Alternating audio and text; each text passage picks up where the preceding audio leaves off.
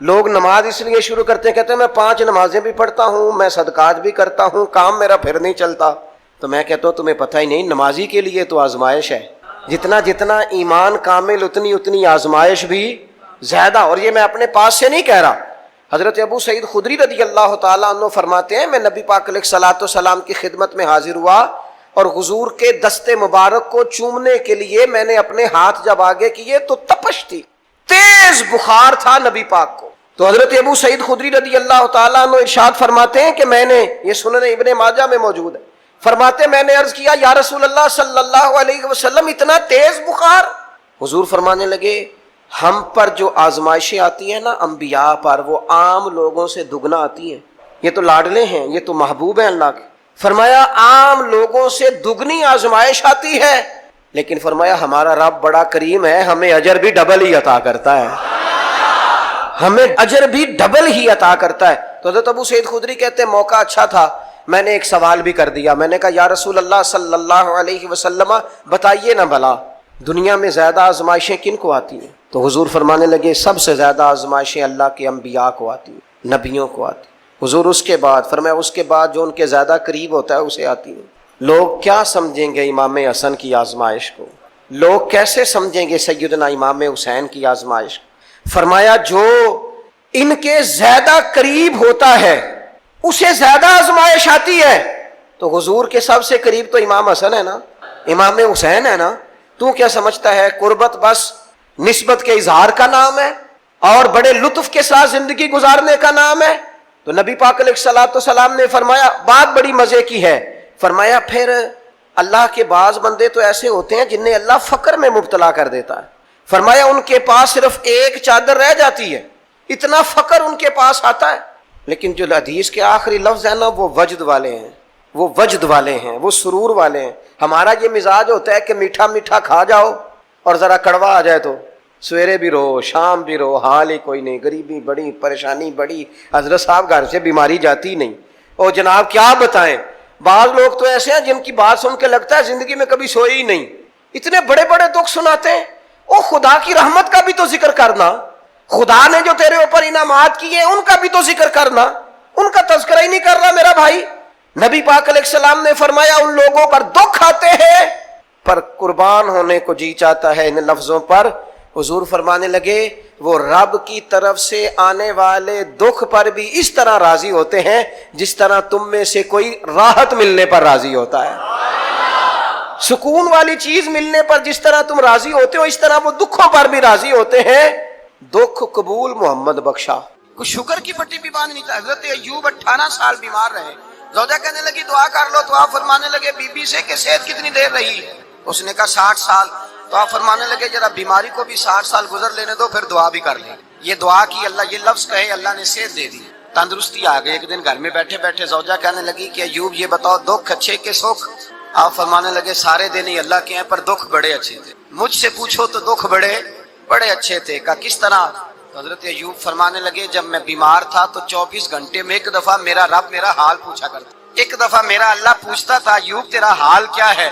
فرماتے ہیں 12 گھنٹے تو لذت ہی رہتی تھی کہ میرے رب نے میرا حال پوچھ لیا ہے، اور اگلے 12 گھنٹے میں انتظار کرتا تھا مالک حال دوبارہ کب پوچھے گا۔ فرمانے لگے اب صحت تو ہو گئی ہے پر اب میرا رب میرا حال تو نہیں نہ پوچھتا۔ بھائی مشکلات جو ہوتی ہیں وہ تو تجھے سجا دیتی ہیں، سوار دیتی ہیں، تجھے یاد آتا ہے کوئی اپنا، جب تجھے درد ہوتی ہے نا، تکلیف ہوتی ہے، پھر تیرا دل کرتا ہے کوئی کندھا ملے جہاں میں سر رکھ کے رہوں۔ پھر اسی لیے تو کسی درویش سے کسی نے پوچھا تھا اپنا کون ہوتا ہے؟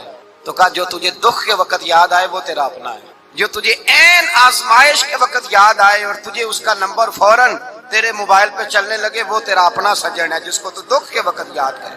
تو بھائی مشکلات کے بعد جو اللہ آسانی دیتا ہے، حضرت ابراہیم کو آگ میں بھی پھینکا گیا، حضرت ابراہیم علیہ السلام کو ستایا بھی گیا، نکالا بھی گیا، لیکن جب ان مشکلات سے گزرے تو میرا رب فرماتا ہے وَإِذِ ابْتَلَىٰ إِبْرَاهِيمَ رَبُّهُ بِكَلِمَاتٍ فَأَتَمَّهُنَّ قَالَ إِنِّي جَاعِلُكَ لِلنَّاسِ إِمَامًا۔ کہا جب ابراہیم پورے اترے تو پھر ہم نے انہیں امام بنا دیا۔ یا اللہ کس طرح کی امامت دی؟ فرمایا میں نے اتنی اعلیٰ شان عطا کی ہے کہ اپنے لاڈلے رسول کو جناب ابراہیم کی نسل میں پیدا فرما دیا ہے، میں نے مصطفیٰ کو ان کی نسل میں پیدا کر دیا۔ قیامت تک کے لیے ان کا وقار بڑھا دیا. اللہم صلی علی محمد وعلی آل محمد کما صلیت علی ابراہیم وعلی آل ابراہیم. ان کی عظمت بڑھا دی اس لیے کہ جب وہ آزمائش سے گزر کر کے آئے پھر جو آسانی دی. میرے نبی پاک صلی اللہ علیہ وسلم نے دین ابراہیمی کی بہت ساری چیزوں کو رکھا. کہا میں ملت ابراہیمی پہ ہوں. جب کوئی مشکلات کو عبور کر کے آتا ہے، جب کوئی تکلیفیں سہ کر کے آتا ہے، اس کے لیے جو اجر ہوتا ہے، اس کے لیے جو پھر اللہ کتنی ذرا بڑی توجہ کیجئے گا. لوگ سمجھتے ہیں فلاں آدمی مشکل میں ہے تو شاید مشکل میں ہی رہے گا، فلاں آزمائش میں ہے تو شاید آج. میرا اللہ فرماتا ہے ایک مشکل دے کے میں 2 آسانیاں بھی دوں گا. تم مشکل دیکھ رہے ہو، مشکل نہ دیکھو، وہ جو اس کو بعد میں آسانی آنے والی ہے، اور ڈبل جو میں اس پر نعمت کرنے والا ہوں اس کو دیکھو. حضرت یوسف کو بھائیوں نے کنویں میں ڈال دیا تھا، اور جب کنویں سے نکلے تو مصر کے بازاروں میں بکے، اور پھر زلیخا نے الزام لگایا تو حالات بگڑ گئے. حضرت یوسف کو جیل جانا پڑا. کتنی کٹھن زندگی تھی، لیکن میرے مالک کو کچھ اور ہی منظور تھا. کنویں میں گرنے والے، بازار میں بکنے والے، جیل میں جانے والے، الزام لینے والے جناب یوسف کو رب کریم نے اسی مصر کا بادشاہ بنا دیا. اللہ پاک نے اسی مصر کا حکمران بنا دیا. یاری تیری سونا پر ازمیشاں تیریاں اگ، اے سونا پرکھیا جامد آئی پہلو نال اگاں دے لگ. اس کے لیے تھوڑا سا جتن کرنا پڑتا، تھوڑے کٹھن حالات سے گزرنا پڑتا، تھوڑی آزمائشوں کا روپ دیکھنا پڑتا. ہم چاہتے ہیں کہ ہمیں چھیڑے کوئی نہ کوئی تکلیف نہ آئے، کوئی آزمائش. یہ ہو نہیں سکتا میرے بھائی. نامی کوئی بغیر مشقت نہیں ہوا. 100 بار جب عقیق کٹا تب جا کر نگی ہوا. ہم چاہتے ہیں کہ ہمیں کچھ بھی دقت نہ آئے، مشکلات نہ آئے. اور مشکلات تو انسان کو سنوارتی ہیں بھائی، وہ تو نکھارتی ہیں. کبھی پوچھا کرو جا کر کے کسی گندم کے دانے سے کہ تو کہاں سے ہو کے آیا ہے، کہاں سے نکل کے آیا ہے، تو وہ بتلائے گا کہ بڑے مشکل مراحل سے گزرا ہوں، اور پھر اللہ نے مجھے طاقت دی ہے کہ میں انسان کے وجود کا حصہ بناؤں. تو بھائی کٹھن مراحل، آزمائشیں، تکلیفیں، یہ انسان کو بڑا انسان بنا دیتی. یہ اس کے لیے ترقیوں کا پیش خیمہ ہوتے ہیں. ہمارے جوان پریشان ہو جاتے ہیں. عورتیں خاص کر کے اس بات پہ توجہ کریں، وہ بڑی جلدی غم لے جاتی ہیں. وہ کہتی ہیں جانے میرا کچھ ہوگا ہی نہیں، جانے میرا کچھ ہو ہی نہیں سکتا. میرے بھائی درجنوں اور بیسیوں لوگ ایسے ہیں جن کی اولادیں نہیں تھی لیکن نام ان کا ان سے بھی زیادہ ہے جو بڑے بڑے صاحب اولاد. حضرت خواجہ معین الدین اجمیری کو جانتے ہیں آپ لوگ؟ نہیں، جو جانتے ہیں وہ بولیں. جانتے ہیں جی؟ لو جی، کافی سارے جانتے ہیں، تھوڑے جی رہ گئے. جانتے ہیں نا خواجہ صاحب کو؟ ان کے کسی بیٹے کو جانتے ہو؟ نہیں جانتے آپ ان کے بیٹے. حضرت خواجہ معین الدین اجمیری رحمۃ اللہ تعالی علیہ کے بیٹے کو نہیں جانتے. لیکن ویسے آپ ہندوستان میں کسی آدمی کو چھیڑ کے دیکھیں، وہ کہے گا میں خواجہ صاحب کا روحانی بیٹا ہوں، میں اولاد. حضرت غوث اعظم رضی اللہ تعالیٰ عنہ کی اولاد کو کم لوگ جانتے ہیں. لیکن آپ ویسے کسی کو پوچھ کے دیکھیں 11ویں والا پیر کون ہوتا ہے، ہر آدمی ہاتھ اٹھا کے بتائے گا خدا کے فضل سے ہم پر ہے سایہ غوث اعظم کا، ہمیں دونوں جہاں میں ہے سہارا غوث. لوگ جھوم کے بتلائیں. میرے بھائی یہاں لوگ پریشان ہو جاتے ہیں کہ اولاد ہوگی تو یہ ہوگا، فلاں ہوگا تو یہ ہوگا. بھائی ایسی کوئی بات نہیں. میرے پاس پیسے ہوتے تو میرا ابا بیماری سے فوت نہ ہوتا. جو مالدار ہوتے ہیں تو کیا وہ بچ جاتے ہیں؟ حضرت اسرائیل انہیں چھوڑ جاتے ہیں؟ او خدا کے بندے تو کیسی بات کر. آپ کی نئی دوستی ہوتی ہے تو حالات اور ہوتے ہیں، تو 6 مہینے کے بعد حالات اور 6 سال کے بعد اور ہوتے ہیں، اور پھر جب وقت بیت جائے تو پھر معاملات. لیکن آپ کو استقامت دکھانی ہے، ڈٹنا ہے، کھڑا ہونا، مسائل کے سامنے رکنا ہے. مسائل سے بھاگ جانا، نظریں چرانا، میرا گھر میں دل نہیں لگتا، میں کہیں اور رہوں گا، میں ملک میں نہیں رہوں گا، میں ان رشتہ داروں کے بیچ وقت نہیں گزاروں گا، یہ انداز ٹھیک نہیں. اسلام نے گوشہ نشینی کو ناپسند کیوں کیا ہے؟ رہبانیت کو ناپسند کیوں کیا ہے؟ سارا کچھ چھوڑ چھاڑ کے، حقوق چھوڑ کے تنہائی میں بیٹھنا، رہبانیت کو کیوں ناپسند کیا؟ لوگوں کے بیچ رہو، ان کی تکلیفوں پر صبر کرو، ان کی طرف سے آنے والے دکھوں کو برداشت کرو، اور میدان میں رہو اور ڈٹنا سیکھو، اور ان چیزوں کا خیال. آپ دیکھیں نا قرآن مجید کا ایک مقام ایسا ہے جس میں اللہ تعالیٰ نے نا حضور کو گنجائش دے دی. یعنی ہمیں اگر گنجائش مل جائے، کرو چاہے نہ کرو، تو فٹافٹ لوگ گنجائش پہ عمل نہیں کرتے. بھائی نفل چاہے بیٹھ کے پڑھ لو، چاہے بیٹھ کے پڑھنا تھا نا تو سارے بیٹھ کے ہی پڑھتے ہیں، اللہ ماشاء اللہ تھوڑوں کو چھوڑ کے.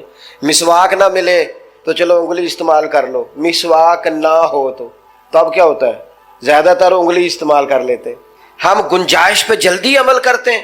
لیکن حضرت عائشہ صدیقہ رضی اللہ تعالیٰ عنہ فرماتی ہیں کہ اگر امت کے حق میں احکام لینے کی باری آتی تھی تو حضور ثانی کو پسند کرتے تھے. آپ کی توجہ ہے میری بات پر؟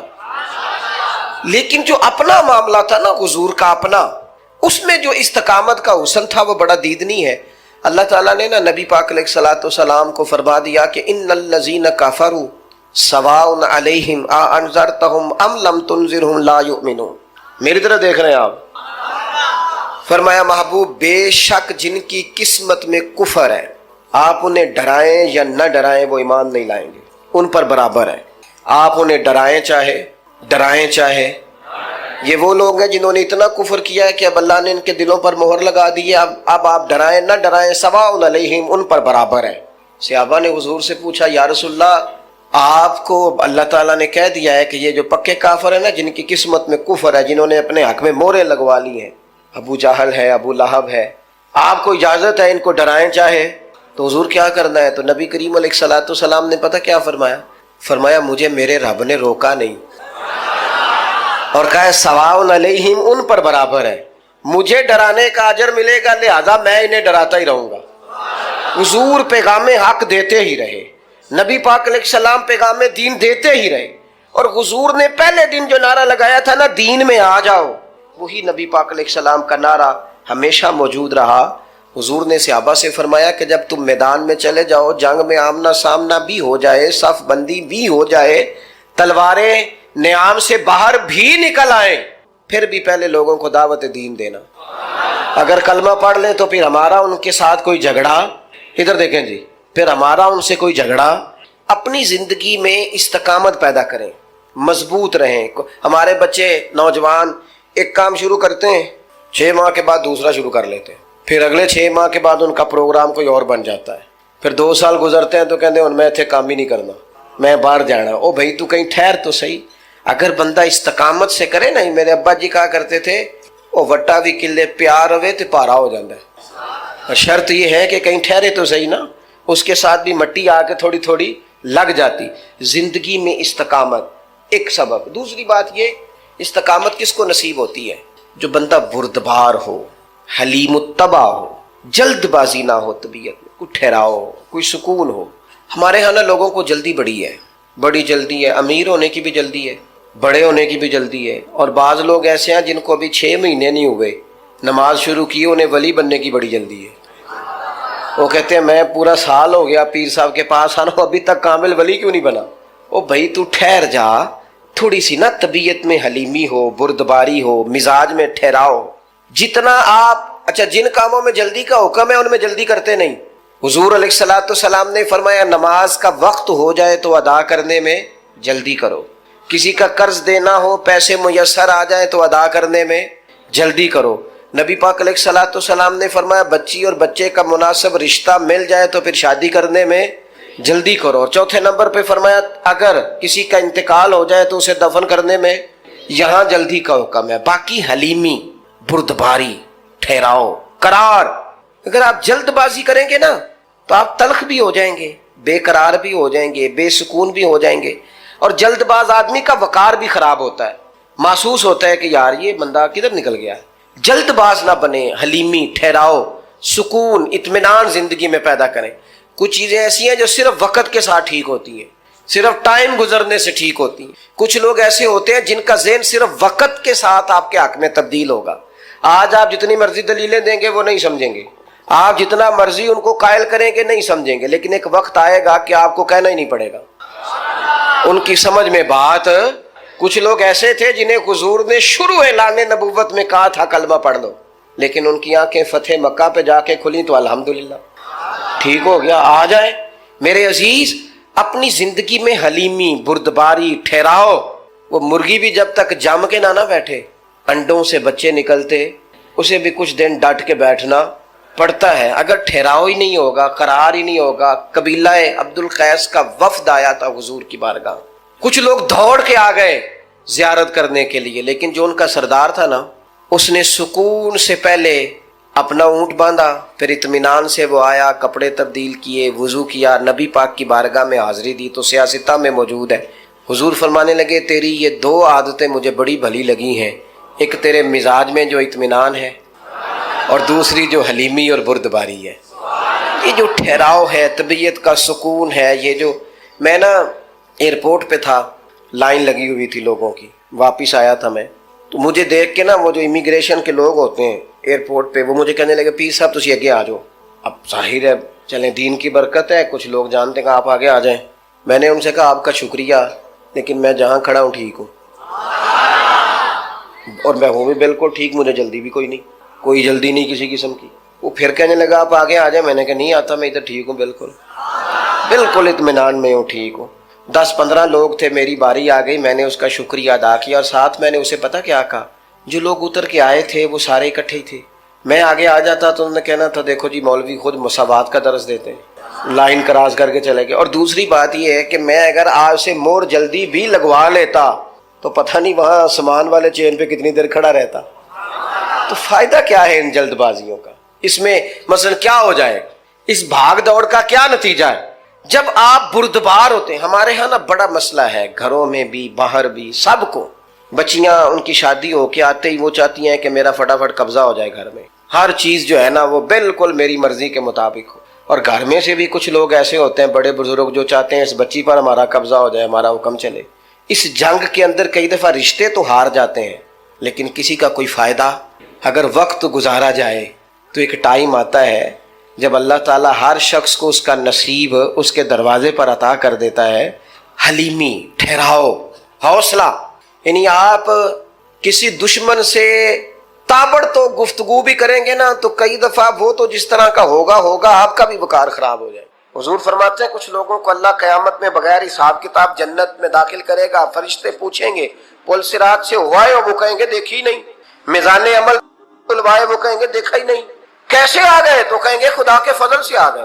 فرشتے پوچھیں گے تمہارا عمل کیا تھا؟ وہ کہیں گے کچھ بھی نہیں، عام لوگوں کی طرح نماز پڑھتے تھے، روزہ رکھتے تھے، حج فرض ہوا تو کیا، زکوٰۃ اگر ہمارے اوپر لاگو ہوئی تو دی، عام روٹین کے معاملات۔ تو فرمائے اتنی بڑی فضیلت کے بغیر حساب کتاب جنت، کوئی تو وجہ ہوگی۔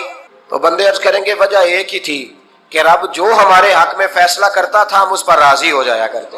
علامہ اقبال نے ایک بات لکھی ہے، اقبال کہتے ہیں جب میں لندن میں وکالت کرتا تھا تو ایک خاتون تھی، لیڈی بارنس اس کا نام تھا، چھوٹے موٹے مقدمات لے کے وہ میرے پاس آتی تھی، بی بی ایک ہوٹل چلایا کرتی تھی، اس کا خامن جو تھا وہ فوج میں ملازم تھا۔ اقبال نے خود لکھا ہے، اقبال فرماتے ہیں کہ ایک دن وہ خاتون پھر کسی کیس کے سلسلے میں میرے پاس آئی، تو جب وہ آئی تو اس نے نقاب اوڑھا ہوا تھا، برقع کیا ہوا تھا، تو چونکہ اس نے نقاب اوڑھا تھا مسلمانوں کی نشانی تھی۔ نقاب اوڑھنا کن کی نشانی ہے؟ اللہ آپ کو خوش رکھے۔ تو کہتے ہیں وہ نشانی چونکہ اہل اسلام کی تھی تو مجھے تجسس ہوا، میں نے کہا لیڈی خیریت ہے؟ میم صاحبہ یہ برقع پہنا ہوا ہے؟ تو کہنے لگی ہنس کے اقبال مجھے پکا یقین تھا کہ آپ ضرور پوچھیں گے۔ تو میں نے کہا اچھا تو یہ برقع؟ تو کہنے لگی الحمدللہ میں مسلمان ہو گئی۔ تو میں نے فوراً کہا کہ آپ کا شوہر تو فوج میں ملازم ہے، فوجی کے لیے بدلنا اور پھر ملکی قانون اور یہ چیزیں، تو کہنے لگی اس نے مجھے کیا کہنا تھا، وہ خود کلمہ پڑھ گیا۔ تو کہتی ہیں میں اور متجسس ہوا، وہ کیس کی بات کرتی تو میرا تجسس بڑھ گیا، میں نے کہا تو کیس چھوڑ کے بتا کلمہ کیسے پڑھا؟ تو کہنے لگی اقبال اصل بات یہ ہے کہ میں نا بے اولاد تھی، خاوند بھی بڑے اچھے پیسے کماتا، میں خود بھی ہوٹل چلاتی، پر ڈپریشن اور ٹینشن اور بلا وجہ کی پریشانیاں جان نہیں چھوڑ۔ یہ ٹینشن اور ڈپریشن کا نا مجھے عربی ترجمہ کوئی نہیں ملا، یہ ڈپریشن اور ٹینشن کا نا میں نے تلاش کیا ہے، لیکن مجھے عربی لغت کے اندر ان کے معنی مجھے لگتا ہے کہ اس زمانے میں یہ چیزیں تھی ہی نہیں، ہوتی تو ان کا کوئی نام بھی، یہ آج ہے نا تو اس لیے آج کے زمانے میں ہی نام ہے، مفت کا، مفت کی پریشانی۔ تو کہتی ہے مجھے ٹینشن اور ڈپریشن رہتی تھی ہر وقت، بڑی میں پریشان رہتی تھی۔ میرے ساتھ ایک عجیب واقعہ ہوا کہ میرے ہوٹل میں نا ایک بابا جی برتن مانجتے تھے، بوڑھے آدمی تھے، 70 سال کے قریب عمر تھی، ان کا ایک بیٹا تھا، ایک بہو تھی، ایک پوتا تھا، لیکن وہ بیچارے بیٹا بیمار رہتا تھا تو لہٰذا وہ خود مزدوری کرتے۔ کہتی ہیں ایک دن وہ بابا جی میرے پاس آئے، کہنے لگے میم صاحبہ 2-4 دن کی چھٹی چاہیے، تو میں نے کہا خیریت ہے؟ کہنے لگے میڈم میرا بیٹا فوت ہو گیا۔ بیٹا، آپ کو پتہ ہے باپ کا جنازہ پڑھنا آسان ہے، بیٹے کا جنازہ اٹھانا بڑا مشکل کام۔ کہتی ہے میں کچھ لکھ رہی تھی، میرے ہاتھ سے قلم گر گیا، میں نے خود گاڑی بھیجی، بابا جی گاؤں چلے گئے جہاں وہ رہتے تھے۔ کہتی 2-3 دن کے بعد میں اور میرا شوہر گئے تو رستے میں ہم باتیں کر رہے تھے کہ کیا تعزیت کریں گے، ایک ہی بیٹا تھا، کوئی رشتہ دار بھی نہیں، تو اس کی تو کائنات اجڑ گئی، کن لفظوں سے اسے تعزیت کیا کہیں گے؟ کہتے جب ہم گئے تو وہ ٹوٹی ہوئی چٹائی پہ بیٹھا تھا، کچھ لوگ قریب تھے، ہم نے جا کے کہا بابا آپ مسلمان ہیں، ہم آپ کو کیا نصیحت کریں، ایک ہی بیٹا تھا کہ کس طرح کر کے ہم آپ کو تسلی دیں؟ تو کہتے ہیں اس نے آنکھیں کھولی، बूढ़ी आंखों में ईमान की रोशनी। कहने लगा बीबी क्या ताजियत की बात करती हो, मैंने को पैसे जमा करा के बेटा लिया था, खुदा ने फजल से दिया था, अदल से ले गया है। मैं अपने रब के फैसले में बड़ा राजी हूँ, अल्लाह बड़ा करीम है, वो ले गया, उसका माल था। आप यकीन करें हमारे देहाती लोग ये कहा करते थे, मैंने कानों से सुना है। एक बूढ़े आदमी का एक दफा बेटा फौत हो गया तो किसी ने उससे कहा बाबा छोटी उम्र में बच्चा चला गया, तो मुझे लफ्ज नहीं बोलते, कहने लगे पुत्र अल्लाह दी फसल है, कच्ची वड्डे तावी हो दी। सुने आपने भी कभी ये फिक्रा, कच्ची वड्डे ते पक्की ले गए ते तावी है जो दी। तो जब उसका जी चाहा वो ले गया। अल्लाह अकबर।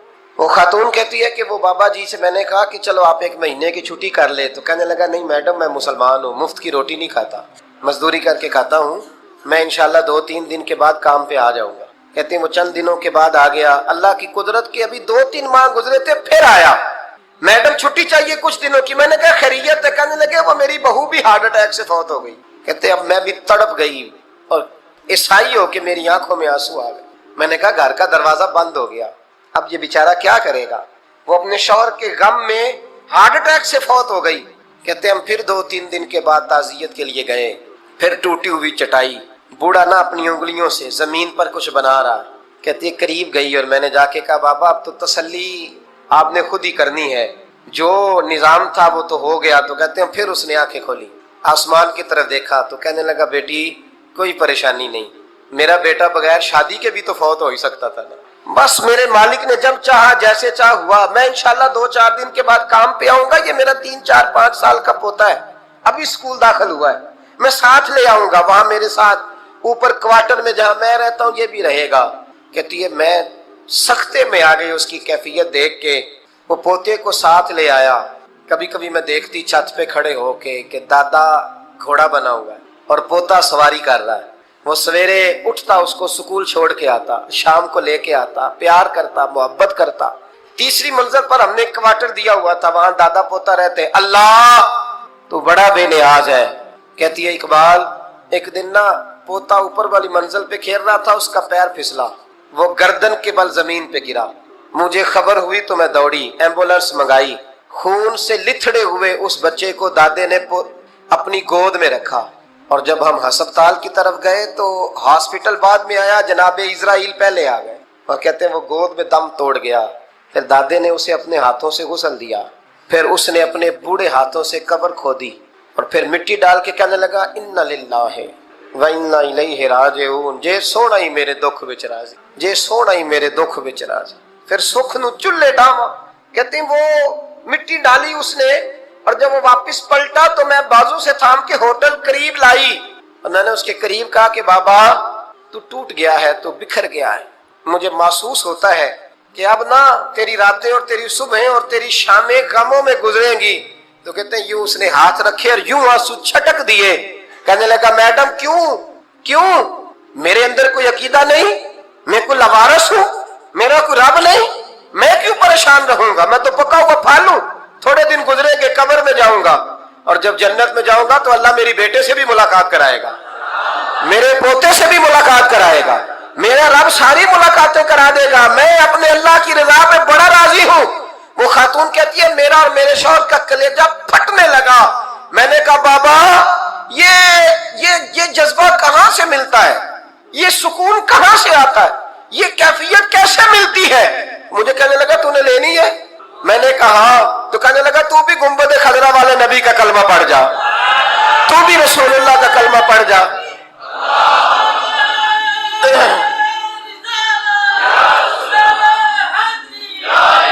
मेरे महबूब का कलमा पढ़, अल्लाह तुझे सुकून अता करे। एक हदीस ना पढ़ लो मुस्लिम शरीफ से, बुखारी से एक हदीस ना पढ़ लो ताकि ये बात मजबूत हो जाए।